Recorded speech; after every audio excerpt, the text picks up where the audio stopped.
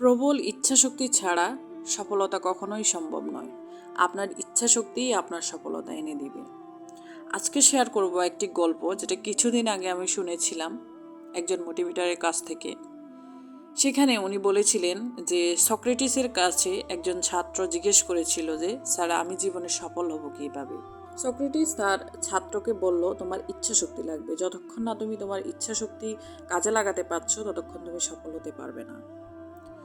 Socrates ছাত্রটিকে নিয়ে হাঁটতে হাঁটতে নদীর ধারে চলে গেল এবং প্রথমে তারা হাঁটু পর্যন্ত, তারপর কোমর পর্যন্ত, তারপর বুক পর্যন্ত পানিতে নামলো।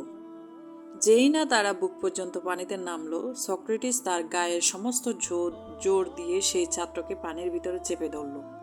অনেকক্ষণ পানি খাওয়ার পর ছাত্রটি ক্ষেপে গেল তার স্যারের উপর। ছাত্র বলল, স্যার, আপনি কি আমাকে মেরে ফেলবেন? খুন করতে চাচ্ছেন আমাকে? তখন সক্রেটিস বলল, যখন আমি তোমাকে পানিতে চেপে ধরলাম তখন তোমার কি মনে হয়েছে?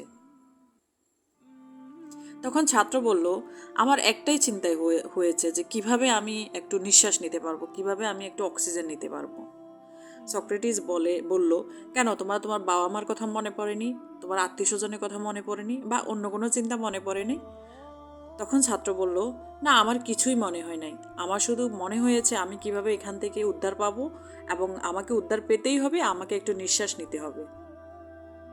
তখন সক্রেটিস বলল, this is called desire, this is called ইচ্ছাশক্তি।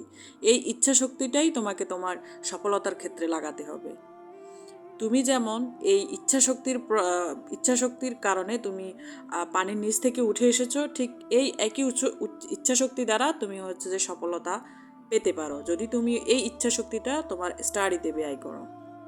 আচ্ছা, এখন এই যে ইচ্ছা শক্তিটা নিয়ে, যেটা আমরা সক্রেটিস এবং ছাত্রর মধ্যে কথোপকথন শুনলাম, যে ইচ্ছা শক্তিটার কারণে আমরা হচ্ছে যে বেঁচে উঠতে পারি এবং ইচ্ছা শক্তিটা কাজে লাগিয়ে আমরা জীবনটা বাঁচিয়েছি, কিন্তু সেই একই ইচ্ছা শক্তিটা কি আমরা সফলতার ক্ষেত্রে কাজে লাগাই আদৌ?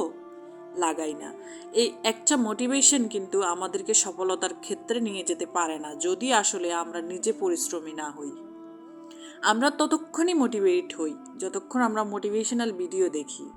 এটা আমি আমার আগের ভিডিওতে বলেছি, আমরা মোটিভেশনাল ভিডিও দেখি শুধু আমরা মোটিভেট হওয়ার জন্য, কিন্তু সেটা যতক্ষণ আমরা হয় ল্যাপটপ স্ক্রিনে থাকি, অথবা ডেস্কটপ স্ক্রিনে থাকি, অথবা আমরা যখন মোবাইল ফোনে থাকি, ঠিক ততক্ষণই আমাদের মোটিভেশন কাজ করে। এখন আমাদের এই নিজস্ব ইচ্ছা শক্তিটাকে আমরা কিভাবে চালিয়ে নিতে পারি, এটাই একটাই উপায় হচ্ছে যে আমাদেরকে বেশি বেশি আল্লাহর শুকরিয়া জানাতে হবে, আল্লাহর কাছে দোয়া করতে হবে। এই যে আমি একটা স্ক্রিনে লিখে দিয়েছি, রাব্বি জিদনি আলমা, রাব্বি জিদনি আলমা, রাব্বি জিদনি আলমা। আমি কিন্তু সর্বক্ষণ এই জিনিসটা পড়তে থাকি। আল্লাহ, আমাকে কোনো মোটিভেটার আমাকে মোটিভেট করতে পারবে না, একমাত্র তুমিই পারবে মোটিভেট করতে, এবং আমাকে কন্টিনিউয়াসলি একটা কাজ করতে হবে। আমি যে এই মোটিভেট ভিডিও দেখছি, বা আপনি আমার ভিডিওটা দেখছেন, এটাতেও কিন্তু, হ্যাঁ, আপনি আমার ভিডিওটা দেখছেন বা অন্য মোটিভেটরদের ভিডিও দেখছেন, দেখুন, সমস্যা নেই, কিন্তু সেটাতেও কিন্তু সময়টা যাচ্ছে আপনার। ওই সময়টাও আপনি নিজেকে নিজে মোটিভেট করতে পারবেন। কেমনে পারবেন? যখন আপনি ওই সময়টাকে নিজে কাজে লাগাবেন। না, আমি নিজেই মোটিভেট হব, আমি কেন অন্যদের দেখে মোটিভেট হবো? একটা সময় কিন্তু আমি নিজে করেছি এটা। যেই সময়টা আমি মোটিভেশনাল ভিডিও দেখব, ওই সময়টা আমি আমার আল্লাহকে দিব। হ্যাঁ, আমি নামাজ পড়বো, আমি আল্লাহকে বলবো, আল্লাহ আমার জ্ঞান বৃদ্ধি করো, আল্লাহ আমাকে একটু মোটিভেট করো, যাতে আমি পড়াশোনা করতে পারি, আমি সফল হইতে পারি। আশেপাশের মানুষ আমাকে বলছে আমি পারবো না, কেন পারবো না? তুমি চাইলে আমি সব পারবো, আমার জ্ঞানটা বৃদ্ধি করে দাও। অন্য সবার মতো তুমি আমাকে একই রকম ব্রেন দিয়েছো, তাহলে আমি কেন পারবো না? আমার আমার ক্লাসের প্রথম যে স্টুডেন্টটা, সেও তো আমার মতো। তার যেমন দুইটা চোখ, আমারও দুইটা চোখ। তার যেমন দুইটা হাত, আমারও দুইটা হাত। তাহলে আমার মধ্যে তার মধ্যে তফাৎটা কোথায়? আমাকে একটু ইচ্ছা শক্তিটা বাড়িয়ে দাও।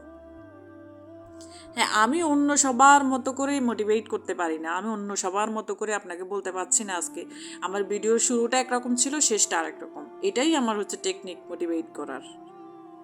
আপনাকে আপনার আল্লাহর রাস্তায় ফিরে যেতে হবে, এবং আপনি যে যে আমার ভিডিওগুলো দেখছেন, বিভিন্ন এক একজন এক এক ধর্মের, সবাইকে সবার রবের কাছেই চাইতে হবে। আপনার যে ধর্ম, সেই ধর্ম অনুযায়ী চাইতে হবে, উনি আপনাকে মোটিভেট করতে পারে।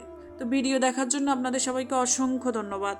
যারা আমার সাথে আছেন, আমি আশা করব আপনারা আমার এই ভিডিওর মাধ্যমে অনেক কিছু শিখতে পারবেন আশা করছি। আমি কিন্তু সারাক্ষণ আমার স্টাডি রুমে থাকি। আমি মোটিভেশনাল ভিডিও দেখি খুবই কম, কিন্তু আমি হচ্ছে যে বেশিরভাগ আমার স্টাডি রিলেটেড ভিডিও দেখি। আমি যেহেতু একজন কেমিস্ট, আমি বিভিন্ন ফুড রিলেটেড পেপার পড়ি, সেভারাল টাইপস অফ ভিডিও দেখি। এটাতে আসলে কি বলবো, এখন যারা আপনারা আমাকে দেখছেন বেশি বেশি সাপোর্ট করবেন যাতে আমি আমার পড়াশোনা এগিয়ে নিতে পারি। অবশ্যই ধন্যবাদ আমার ভিডিও দেখার জন্য, এবং আমার চ্যানেলটাকে অবশ্যই সাবস্ক্রাইব করে দিবেন। যারা আজকে আমাকে নতুন দেখছেন, অসংখ্য ধন্যবাদ।